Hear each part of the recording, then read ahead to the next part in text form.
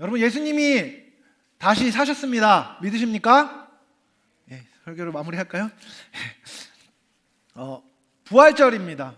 여러분, 매주가 사실 작은 부활절이지만 우리가 1년에 한 번 부활의 기쁨에 대해서, 부활의 의미에 대해서 생각하는 이 부활절을 갖는 것은 우리에게 정말 큰 기쁨입니다. 소망이고요. 제가 아주 좋아하는 사실 1년 전에 돌아가신 팀켈러 목사님이 이런 말씀을 하셨습니다. 부활절은 성탄절이 진짜임을 증명해 준다. 그렇죠? 여러분, 그러니까 예수님이 부활하지 않으셨으면 예수님의 탄생이 성탄이 아닌 겁니다. 그분의 부활이 그분의 주 되심을 증명해 준다는 것입니다. 예수님은 부활하셨습니다. 정말로 그렇습니다. 여러분, 부활을 설교한다는 것은 설교자에게 큰 영광입니다. 하지만 또 부담이기도 하지요. 설교자의 말의 유장함, 논리의 치밀함이 설교를 듣는 이들이 부활을 깨닫게 하는 것은 아닙니다. 하지만 하나님께서 우리에게 부활의 의미를 다시 깊게 알려주시고 그 알므로 말미암아 여기 있는 모든 사람이 하나님께서 허락하신 부활의 은혜를 참으로 누리게 될 수 있기를 소원하고 축복합니다. 함께 읽은 본문 말씀은 로마서의 말씀입니다. 로마서는 사도 바울이 스페인으로 선교를 가기 위하여서 그 당시 로마에 있는 교회에 있는 성도들에게 도움을 요청하기 위해서 쓴 편지입니다. 로마에 있는 사람들에게 이 선교에 대한 그 후원을 요청하면서 사도 바울이 해야 했던 일이 있습니다. 그것은 자기가 사이비가 아니라는 것을 증명하는 것이었습니다. 자기가 제대로 된 그리스도인이고 참된 선교사이며 주의 말씀에 사도된 사람임을 증명해야 했습니다. 너희들이 믿는 것과 내가 믿는 것이 같은 것이다 라는 것을 증명하기 위해서 이 로마서에는 복음이 잘 기술되어 있습니다. 사도는 구원의 교리에 대해서 이 로마서에 자세히 기록합니다. 이 서신을 시작하는 오늘의 본문은요, 사도가 자기가 어떤 사람인지를 밝힌 뒤에 자기가 믿고 있는 복음에 대해서 아주 간략하게 요약합니다. 우리가 잘 알고 있는 두 갈씩 구성으로 되어 있는 것이지요. 그는 복음에 대해서 얘기합니다. 자기는 사도로 부르심을 받았고 복음을 위하여 택정함을 입었다라고 얘기합니다. 그리고 이 복음이 무엇인지에 대해 설명합니다. 여러분, 그리스도인들이 가진 복된 소식은요, 다른 것이 아닙니다. 하나님께서 우리에게 하신 약속을 지키셨다는 것입니다. 지키시는 분이십니다가 아니라요, 약속을 지키셨다는 것입니다. 이미 성경에 하나님께서는 인류에게 약속을 주셨습니다. 구세주 예수 그리스도는 다윗의 혈통을 통해 나옴으로 언약을 성취하셨습니다. 그리고 성결의 영으로 죽었다가 부활하심으로 하나님의 아들 되심을 선포하신 것입니다. 그래서 예수님 자신이 가장 좋은 복된 소식인 것이죠. 부활은 기독교 신앙의 핵심입니다.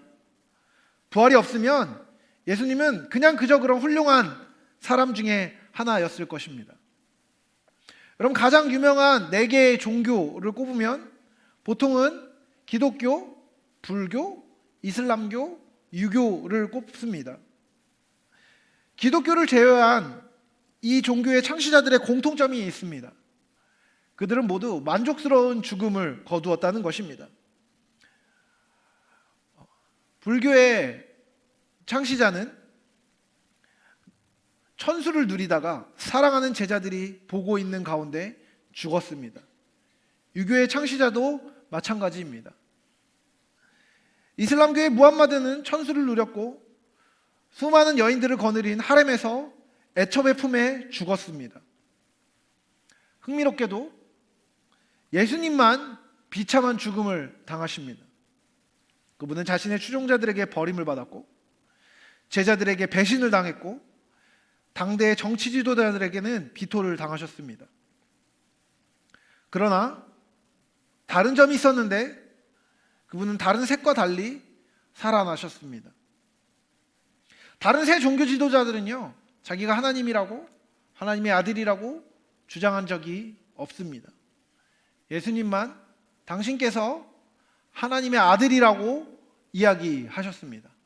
내가 그라고 얘기했습니다.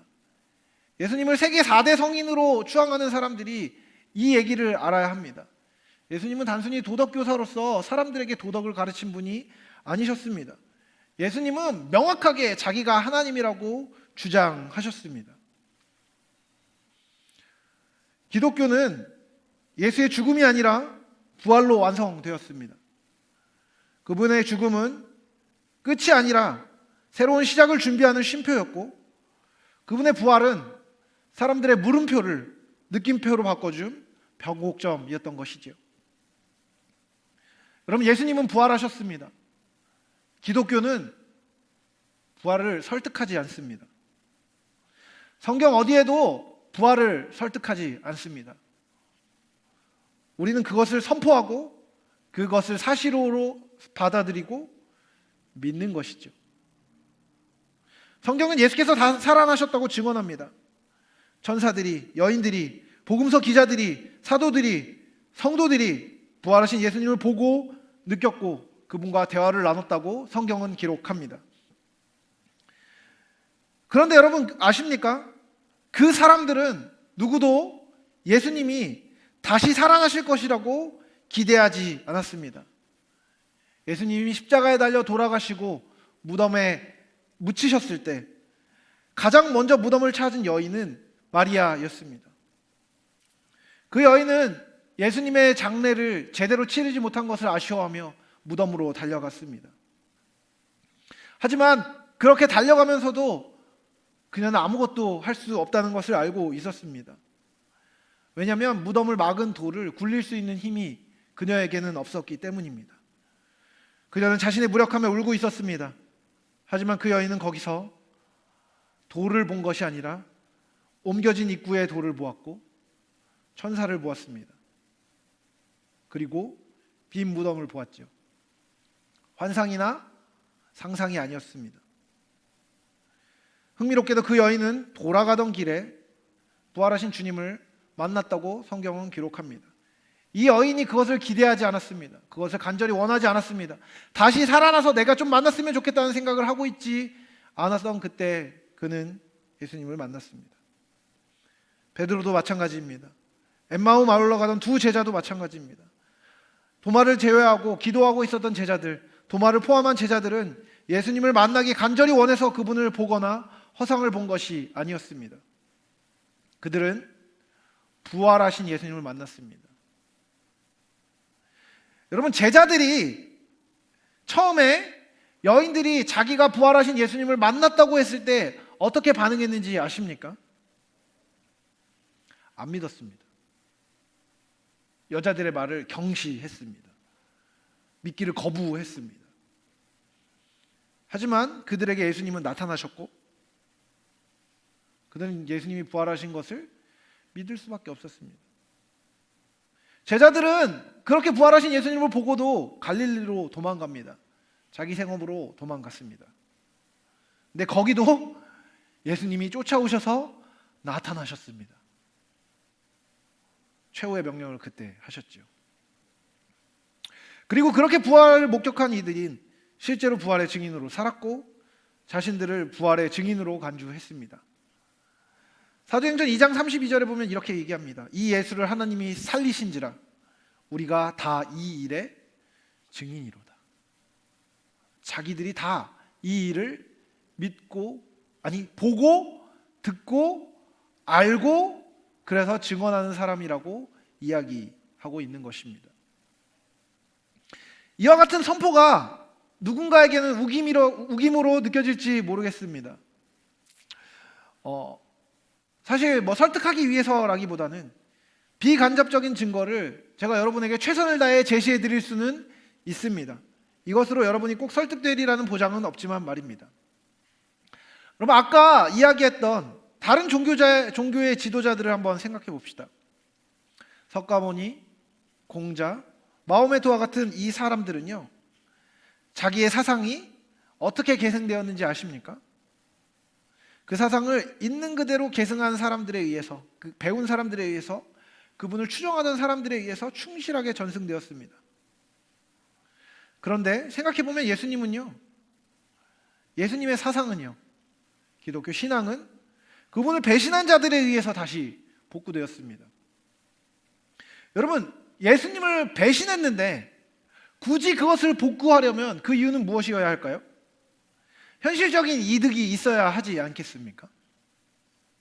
최소한 재정적인, 정치적인, 사회적인, 문화적인 다양한 이득과 얻어지는 것이 없이는 그 사상을 굳이 복구할 이유가 없었을 것입니다.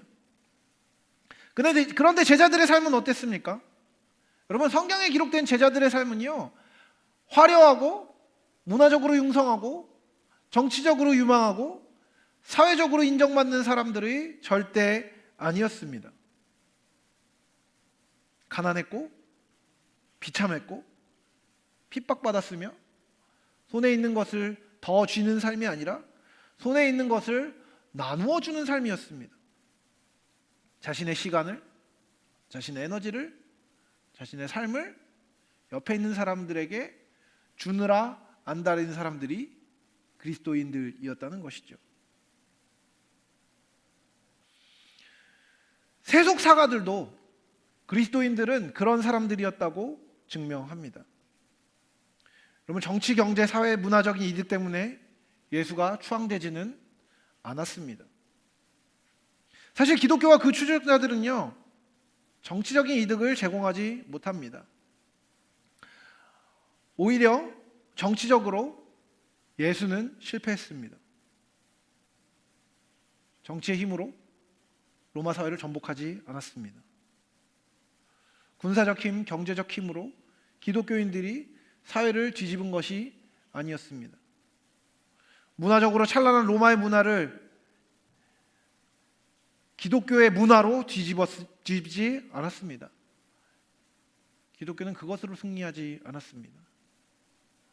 여러분, 이 제자들이 사상적으로 전환을 한 이유, 그렇게 전환한 뒤에 목숨을 걸고 그 삶을 살았던 이유는 단체로 미쳤거나 아니면 초자연적인 일, 모든 것을 던질 만한 삶의 가치 지향 변화가 아니면 설명할 수 없는 일입니다.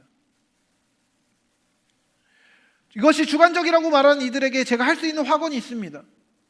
제자들은 확실히 무언가에 의해 변화되었다는 것입니다.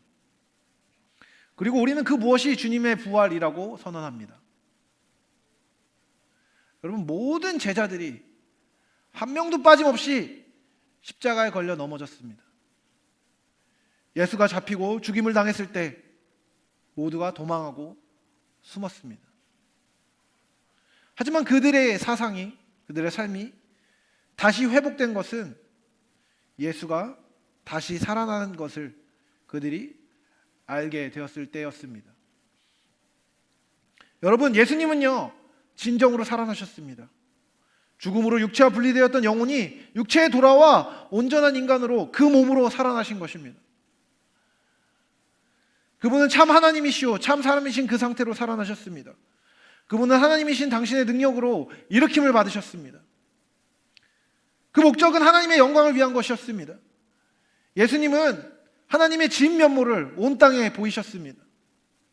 사망을 정복하고 생명의 법을 세울 권리와 능력을 두루 갖추신 창조주의 영광이 그리스도의 부활을 통하여서 온 땅과 만물 가운데 선포되었습니다.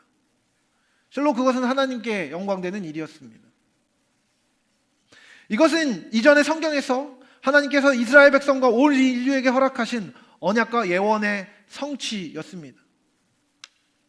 부활은 그 자체로 그분이 우리에게 허락하신 성경 말씀의 신뢰성과 진실성을 입증해 줍니다.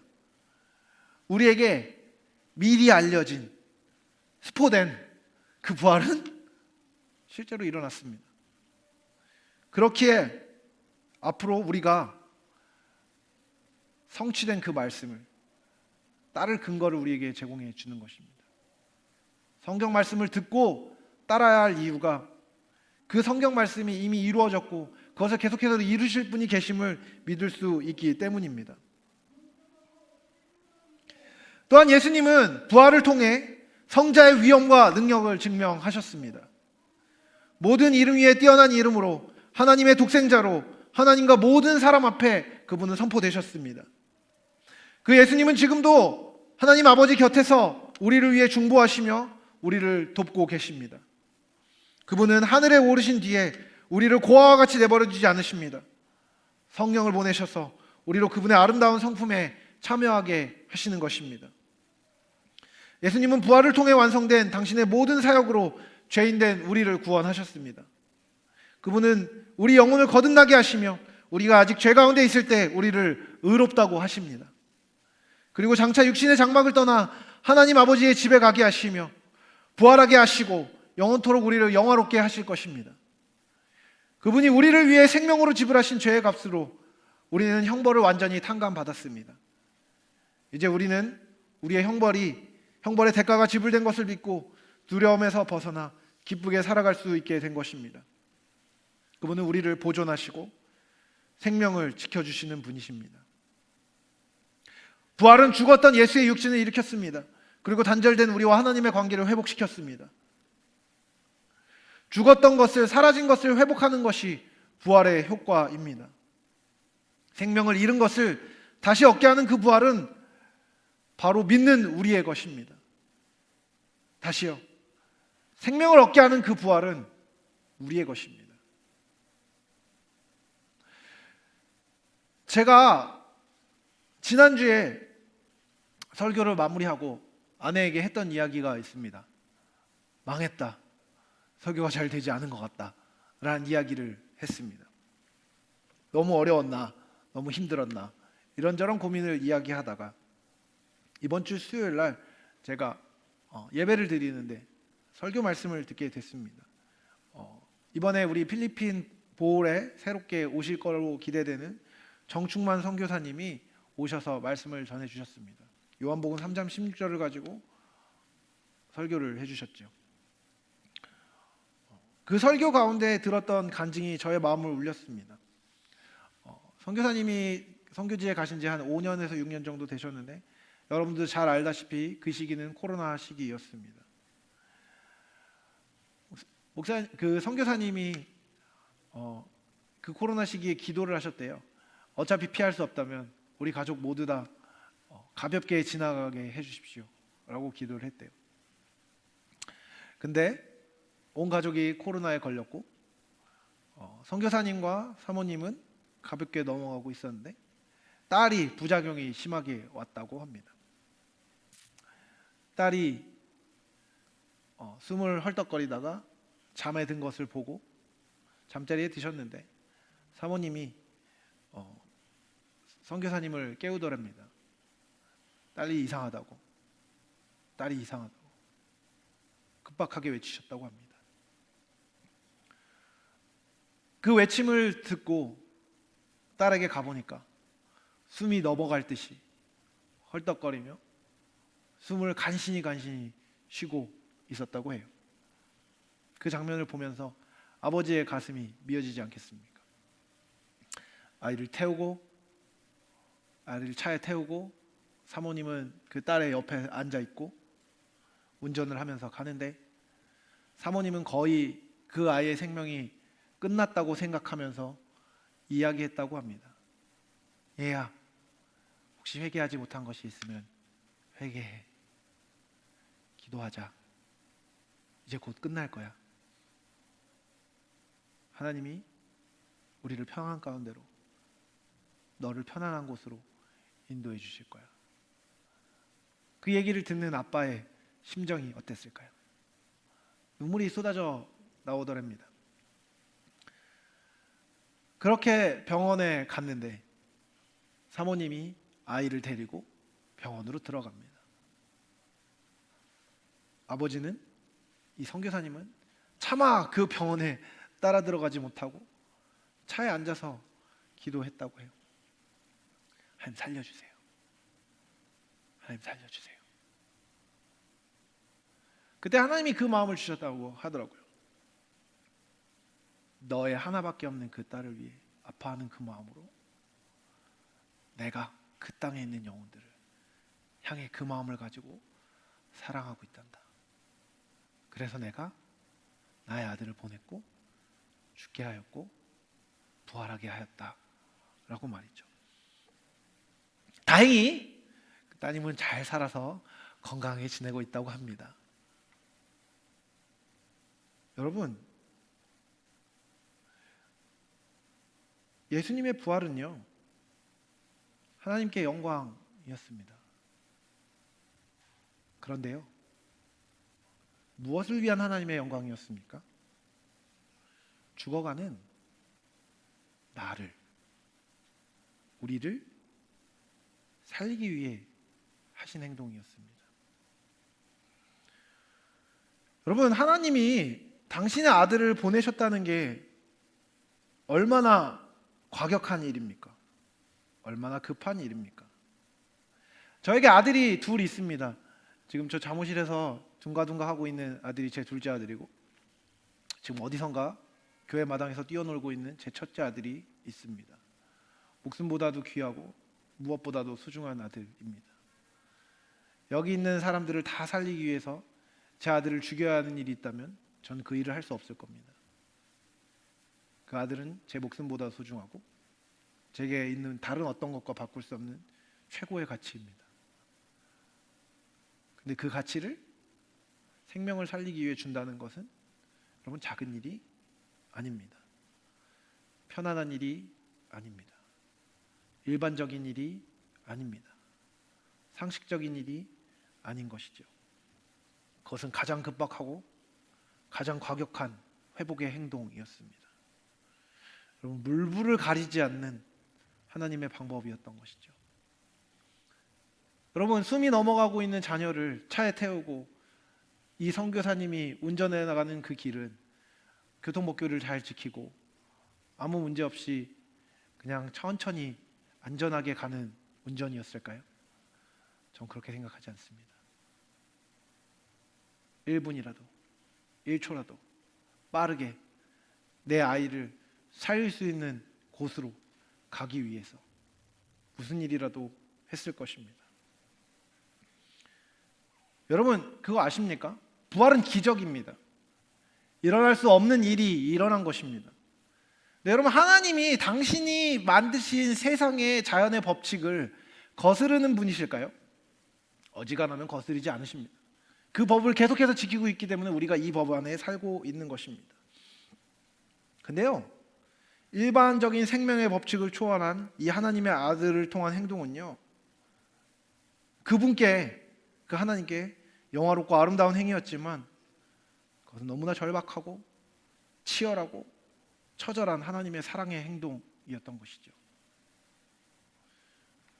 그것이 우리에게 그래서 기쁨일 수 있는 것입니다. 여러분, 부활하신 예수님이 잃어버린 영혼을 살리는 방법이 뭔지 아십니까? 예수님이 한 사람에게 그 사랑을 알려주시고 그 사랑이 흘러가게 하심으로 그렇게 되는 것입니다.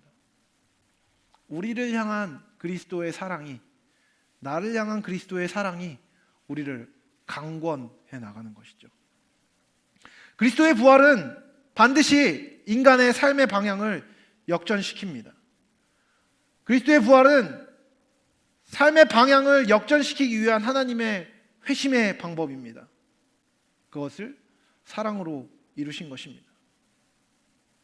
그래서 그 부활을 마주하고 그 부활에 드러난 하나님의 사랑과 의, 그분의 영광과 절절한 생명을 마주한 사람은 반드시 삶이 변하게 되어 있습니다. 슬픔에서 기쁨으로, 사망에서 생명으로, 악에서 선으로, 그 반전은 부활의 열매가 가져다주는 핵심적인 결과입니다. 원래 어지간하면 자기 마음대로 행하던 사람이 하나님의 사랑으로 말미암아 순종하게 되고, 하나님의 사랑으로 말미암아 자기의 기질과 성격으로는 할 수 없는 그 일을 강권하신 하나님의 뜻으로 말미암아 계속해서 하며 사랑을 전하는 것, 그것이 하나님의 방법입니다. 부활은 하나님의 절절한 사랑 표현의 절정입니다. 그 사랑의 절실함과 순전함과 완전함과 능력과 아름다움이 부활을 통해 완벽하게 묘사됩니다. 그 표현이 나에게 흘러들어오는 그 경험이 그 사랑을 흘려보내는 삶을 살게 하는 것이죠. 그 사랑이 여러분을 향한 것입니다. 그리고 나를 향한 것, 우리를 향한 것임을 기억하십시오. 제가 그 생각을 했습니다. 지난주에 설교를 준비하고 설교를 기록하면서 제 나름대로 연구를 엄청 많이 하고 열심히 준비한 설교였습니다. 논리적으로, 신학적으로 공부 많이 하고 잘 쓴 설교였다고 생각합니다. 그런데 뭐가 부족했을까? 그 질문이 저의 머리를, 저의 가슴을 계속해서 쳤습니다. 그리고 수요일날 들었던 설교 안에서 그 답을 찾았습니다. 죄송한 말이지만 너무 은혜로웠던 그 설교는 굉장히 많은 내용을 담고 있는 설교는 아니었습니다.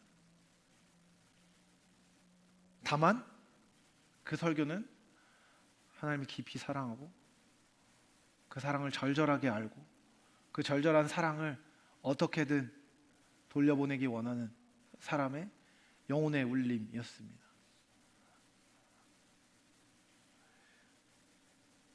제가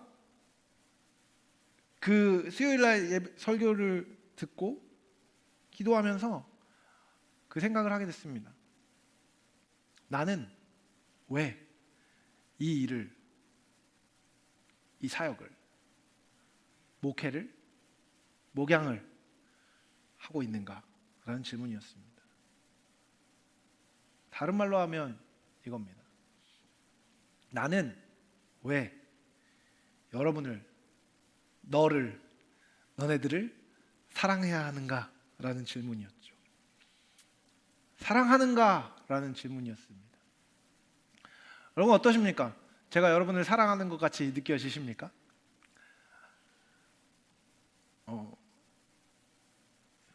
여기 저랑 뭐 1년 넘게 본 분도 있고 별로 안 본 분도 있고 오늘 처음 보는 분도 있고 그렇습니다. 근데 저는 왜 여러분이 한 명 들어오면 쟤 누구 왔나 이렇게 보고 있고 안 오면 왜 안 왔나 생각하고 계속해서 쟤는 잘 결정하고 있나, 아프진 않나, 밥은 잘 먹나, 약은 잘 먹나 하고 있을까요? 피 한 방울 안 섞인 너네들을 향해 말입니다. 예수님 때문이죠. 흘러들어온 예수님의 사랑 때문입니다. 저를 하나님이 부르셨을 때 저에게도 하나님이 저의 영혼에, 저의 지성에 계속해서 말을 건네셨습니다. 용진아, 내가 너를 많이 사랑한다. 내가 너의 영혼이 잘되고 온전해지기 원한다. 그리고 지금 그렇지 않은 네 옆에 있는, 네 앞에 있는 여러 곳에 있는 그 사람들을 네가 사랑함으로 그 사랑을 알려주기 원한다. 그 사랑 알려주는 것이 내가 너무 급해서, 너무 절절해서, 너무 간절해서 너를 부르기 원하는데 함께 해주겠니? 라는 주님의 초청이 제 영혼 가운데 있었습니다. 그 사랑 때문에 저는 그분을 알게 되었습니다. 그리고 그 예수 그리스도를 통해 알게 된 하나님의 아름다움은 저로 하여금 계속해서 하나님을 향해 살아가는 삶을 살도록 했습니다. 그분이 우리를, 인간을 파괴하는 죄를 미워하시고 그 죄 가운데 묶여있는 우리를 안타까워하시는 그분의 사랑을 계속해서 알게 되면 그 사랑이 나에게도 허락된 것이며 내가 아닌 우리들에게, 여기 있는 사람들에게 흘러가야 하는 것을 알게 되면 복잡한 할 일이 생깁니다. 그 사랑을 기뻐하고 그 구원의 기쁨을 누리고 그 부활의 영광을 찬양하되 그것을 누리지 못하는 이들을 생각하시는 아버지의 마음으로 인해 가슴 아프고 그 아프고 기쁜 마음이 영혼에 녹아들 때 사명이 생겨나는 것입니다. 그것이 너무 기쁘고 너무 즐겁고 너무 절박할 때 그것을 흘려보내야 하는 것이 사명이 되는 것입니다. 그것이 그리스도인의 삶입니다.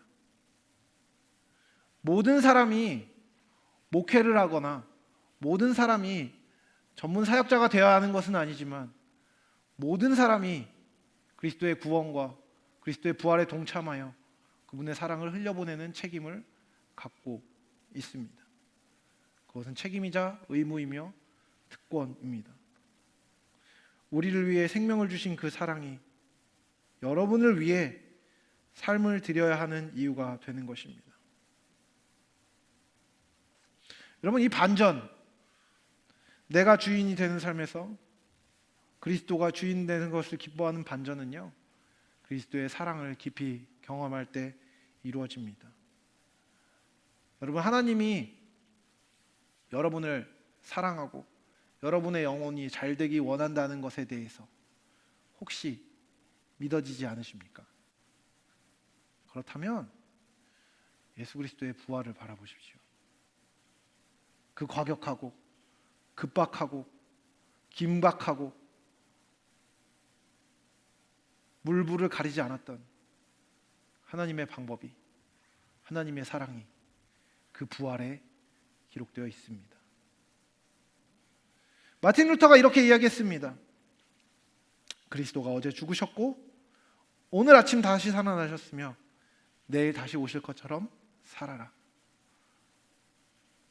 그리스도께서 어제 죽으셨고 우리의 죄의 대가를 해결하셨고 오늘 아침 다시 살아나셔서 우리를 생명 가운데로 인도하셨으며 내일 다시 오셔서 여러분의 고통과 멍에를 벗겨주실 것이라는 기대를 가지고 살라는 이야기입니다. 이렇게 할 수 있는 근거가 주의 부활에 있습니다. 예수님 다시 사셨습니다. 옆에 있는 사람에게 이렇게 한 번 더 얘기합시다. 예수님 다시 사셨습니다. 예수님의 사심 앞에 기쁨으로 사랑의 사명을 감당하는 저와 여러분이 될 수 있길 사랑하는 주님의 이름으로 축복합니다.